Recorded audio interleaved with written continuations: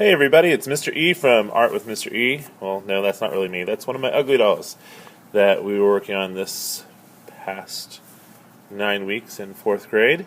I had a lot of questions about what I use and how I teach it, so I wanted to answer a couple questions while I've got your attention. One of the things that people were asking was, what kind of fabric do you use? Well, here are two examples of fabrics that I use with my students for this project. This is Smart Fab, which is a name brand. You can order it in most of your art supply catalogs. As you can see, it's very thin. It does come in a wide variety of colors, though, and the thinness is not a problem as long as you're stuffing it with like a polyfill or something. If you try to stuff it with old fabric or something that has color to it, it will show through and change the color of the outside, but white will work nicely. This is Ollie, and you can find this at Walmart.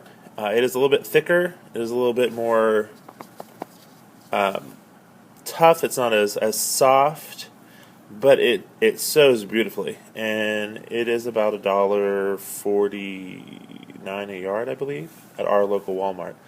So, and it comes in several colors. That's one of the good things about Smart Fab, though, is it comes in a ton of colors. Ollie has maybe 5 or 6 colors I've seen at Walmart. One of the other questions I have is concerning needles. What do I use?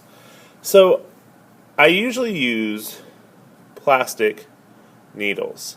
The only thing with plastic needles is they don't last long. Kids bend, they're tough with them, they can't control the pressure they're putting on them. They are very inexpensive, and you can buy them by the dozen out of a lot of the art supply catalogs. Make sure that you are getting needles for sewing and not needles for weaving, because the weaving ones just aren't meant to hold up in that pulling, pushing, bending kind of format that you have to have for sewing. I got these this year at Walmart. This is the big eye, and then there's one that's a little bit smaller than this, but it's still, you can put yarn through it. I got these for $1.50, I think. I did buy a class set of these. I had one student that was able to bend them. She is really a strong girl. She bent hers really bad. I had to throw it away. But all the rest of them made it through this season of sewing with no problem. And the big eye is super easy to thread. And it's a blunt end, so it's not going to hurt you or hurt the students that are not as careful as an adult might be. Now, the other question was, how do you thread your needles? Because I've had kids ask, and I've had teachers ask, how do you get your kids to do it? My kids can't thread the needle. It's pretty easy to teach. I only had a couple students that really struggled. Sorry about my yucky nails. I'm dipping clay in a black acrylic bath, and so I can't get the paint out of my skin and nails because I'm doing it every day this week. Anyway, so how I have the students do this is they pinch it so they can't even see it. And then they take their needle and they wiggle, wiggle, wiggle. And they can get it through. Then I have them tie a simple, like, shoelace kind of a knot just to hold it in place. That'll come undone as the kids work, but it's not a big deal. It at least secures it so they're not constantly having to rethread their needle. Now on the back end of the needle, or the yarn, I have them fold it over, wrap it around their finger, get a little more slack here.